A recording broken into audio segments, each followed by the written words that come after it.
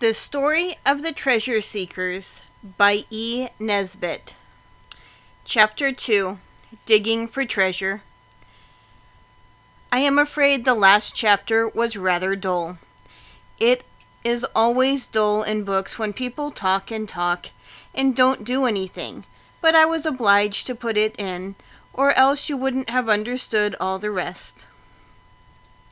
The best part of books is when things are happening. This is the best part of real things too.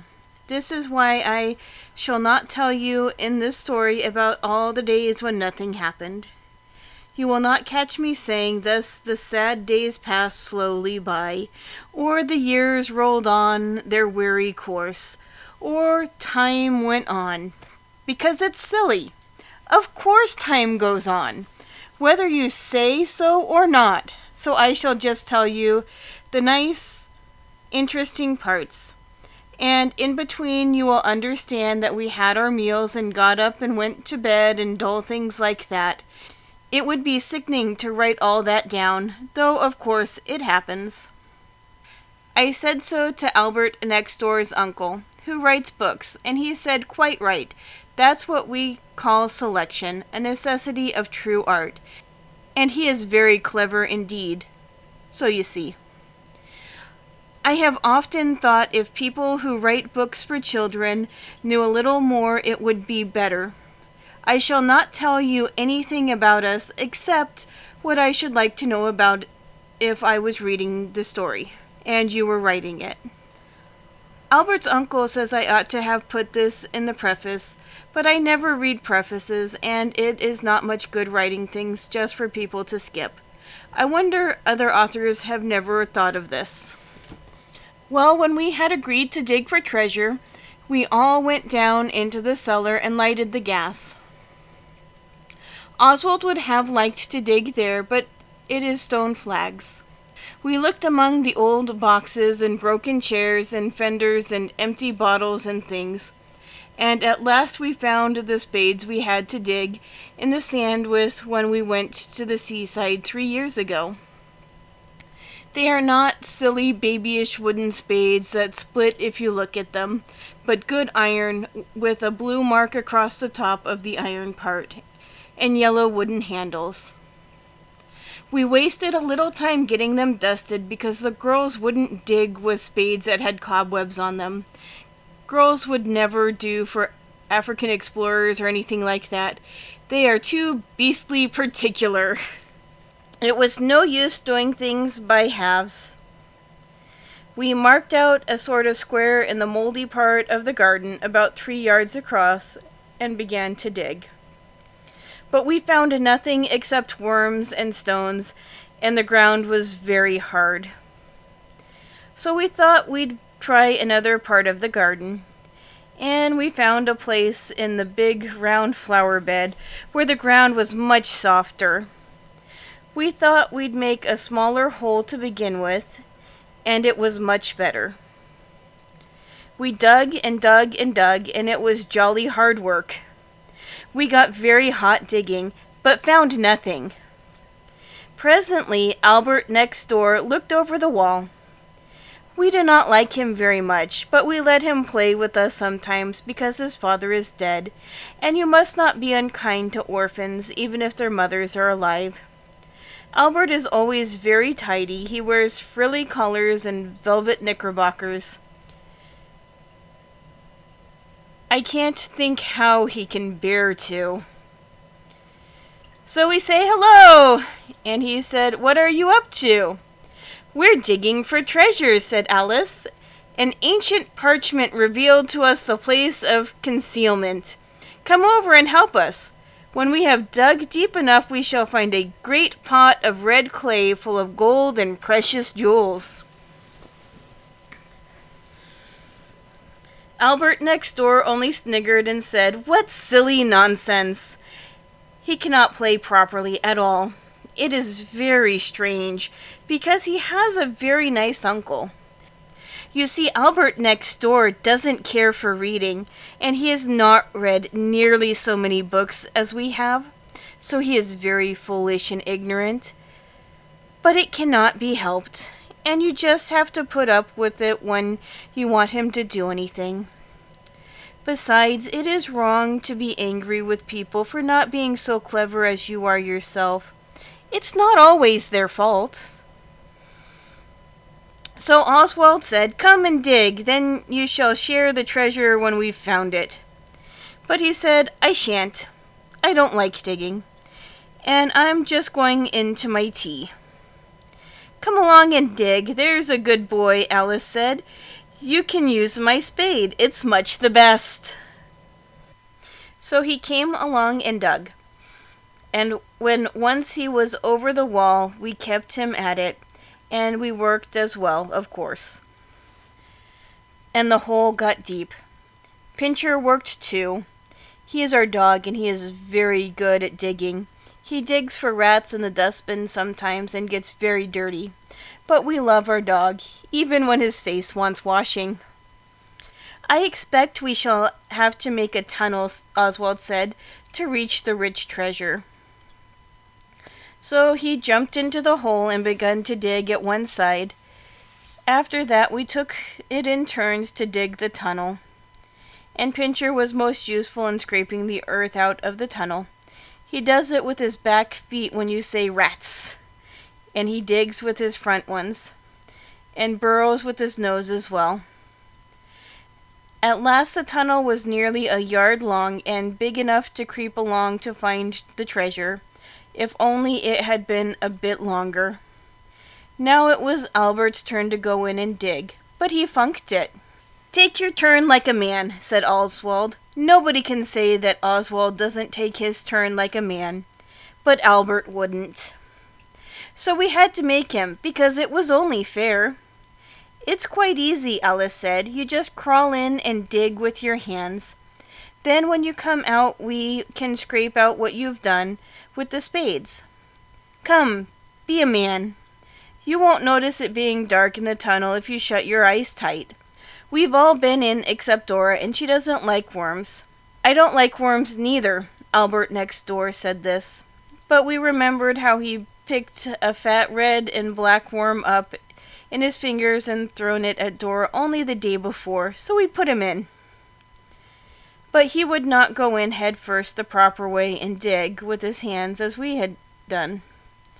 And though Oswald was angry at the time, for he hates snivellers, yet afterwards he owned that perhaps it was just as well. You should never be afraid to own up that perhaps you were mistaken, but it is cowardly to do it unless you are quite sure you were in the wrong.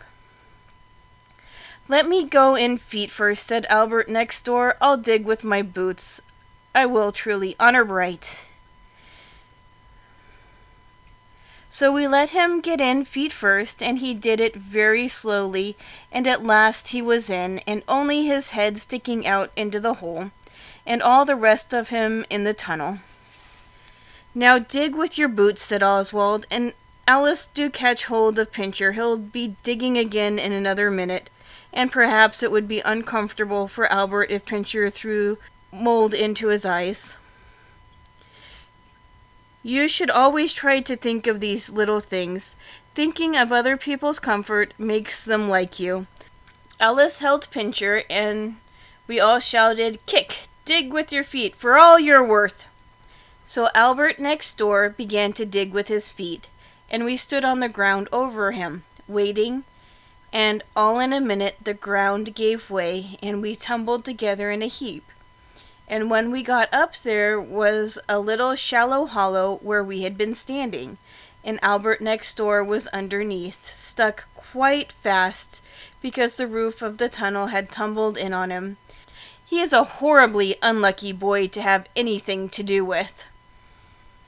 It was dreadful the way he cried and screamed, though he had to own it didn't hurt, only it was rather heavy and he couldn't move his legs. We would have dug him out all right enough in time, but he screamed so we were afraid the police would come. So Dickie climbed over the wall to tell the cook there to tell Albert next door's uncle he had been buried by mistake, and to come and help dig him out.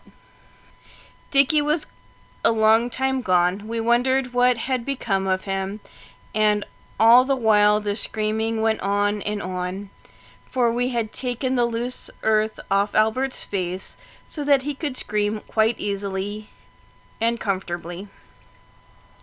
Presently Dickie came back, and Albert next door's uncle came with him. He has very long legs, and his hair is light, and his face is brown. He has been to the sea, but now he writes books. I like him. He told his nephew to stow it, so Albert did. And then he asked him if he was hurt, and Albert had to say he wasn't. For though he is a coward and very unlucky, he is not a liar like some boys are. This promises to be a protracted, if agreeable task, said Albert next door's uncle, rubbing his hands and looking at the hole with Albert's head in it. I will get another spade. So he fetched the big spade out of the next door garden tool shed and began to dig his nephew out. Mind you, keep very still, he said, or I might chunk a bit of you with the spade. Then after a while he said, I confess that I am not absolutely insensible to the dramatic interest of the situation. My curiosity is excited. I own that I should like to know how my nephew happened to be buried. But don't tell me if you'd rather not. I suppose no force was used. Only moral force, said Alice. They used to talk a lot about moral force at the high school where she went. And in case you don't know what it means, I'll tell you that it is making people do what they don't want to do just by slanging them or laughing at them or promising them things if they're good. Only moral force, eh? Said Albert next door's uncle. Well, Dora said, I'm very sorry it happened to Albert. I'd rather it had been one of us. It would have been my turn to go into the tunnel, only I don't like worms, so they let me off. You see, we were digging for treasure. Yes, said Alice, and I think we were just coming to the underground passage that leads to the secret hoard when the tunnel fell in on Albert. He is so unlucky, she sighed. Then Albert next door began to scream again, and his uncle wiped his face. His own face, not Albert's, with his silk handkerchief, and then he put it in his trousers pocket. It seemed a strange place to put a handkerchief, but he had his coat and waistcoat off, and I suppose he wanted the handkerchief handy. Digging is warm work. He told Albert next door to drop it, or he wouldn't proceed further in the matter. So Albert stopped screaming, and presently his uncle finished digging him out. Albert did look so funny, with his hair all dusty, and his velvet suit covered with mold, and his face muddy with earth and crying. We all said how sorry we were, but he wouldn't say a word back to us. He was most awfully sick to think he'd been the one buried, when it might just as well have been one of us. I felt myself that it was hard lines. So you were digging for treasure, said Albert next door's uncle, wiping his face again with his handkerchief. Well, I fear your chances of success are small. I have made a careful study of the whole subject. What I don't know about buried treasure is not worth knowing, and I never knew more than one coin buried in any garden, and that is generally... Hello, what's that? He pointed to something shining in the hole he had just dragged Albert out of. Oswald picked it up. It was half a crown. We looked at each other, speechless with surprise and delight, like in books. Well, that's lucky, at all events, said Albert next door's uncle. Let's see, that's 5 pence each for you. It's 4 pence something. I can't do fractions, said Dickie. There are 7 of us, you see. Oh, you count Albert as one of yourselves on this occasion, eh? Of course, said Alice, and I say he was buried after all. Why shouldn't we let him have the odd somethings, and we'll have 4 pence each?" We all agreed to this and told Albert next door we would bring his share as soon as we could get the half-crown changed. He cheered up a little at that, and his uncle wiped his face again. He did look hot, and began to put on his coat and waistcoat. When he had done it, he stooped and picked up something. He held it up, and you'll hardly believe it, but it's quite true. It was another half-crown. "To think that there should be 2, he said. "In all my experience of buried treasure, I never heard of such a thing." I wish Albert next door's uncle would come treasure-seeking with us regularly. He must have very sharp eyes, for Dora says she was looking just the minute before at the very place where the second half-crown was picked up from, and she never saw it.